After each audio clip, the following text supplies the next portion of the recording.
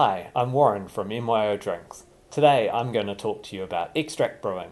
What is it and how does it work? It's a simple process and I'll take you through all of the steps in less than 5 minutes. You'll be ready to make your own. I'm making a beer today, but you can also make a cider with exactly the same steps.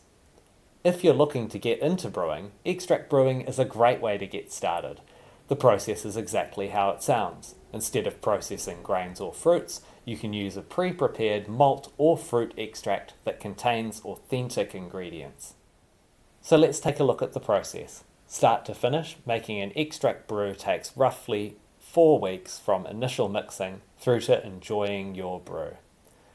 The initial mixing will take around 40 minutes, and from there you'll ferment your beer for about a week. Bottle it, let it condition for 3 weeks to reach the perfect level of carbonation.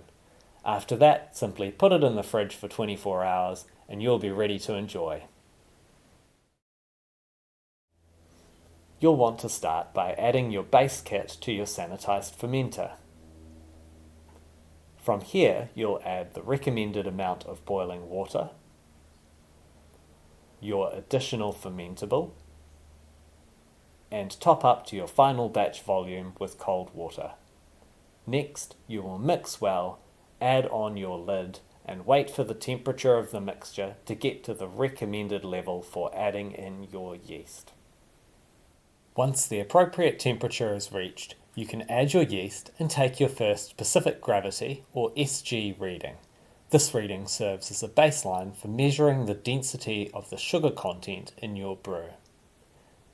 During the next 7 to 10 days, the yeast in the mixture will consume these sugars, creating alcohol and releasing CO2, which you will see as bubbling in your airlock. At the end of the fermentation, you will take another gravity reading, and this will be your final gravity that we'll use to compare to your starting gravity. Your instructions will let you know an approximate range for your final gravity, and once it's reached and stayed constant for 2 days, you're ready to move on to bottling. When transferring your beer to your bottles, you can use tubing or a bottle wand to fill them more easily. Before capping, make sure you add a couple of carbonation drops into the bottles, or priming sugar if you prefer, then securely add your bottle caps. This additional sugar triggers the secondary fermentation process in the bottle that creates the carbonation in your beer.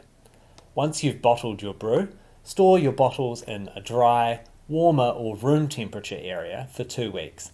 After that, you can move them to a cool, dry area, like a garage, for a further week.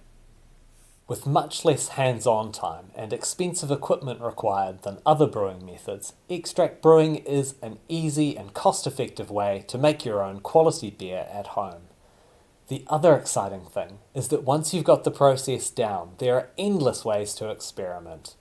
For more information on specific equipment, easy temperature control tips, or other ingredients, check out our other resources.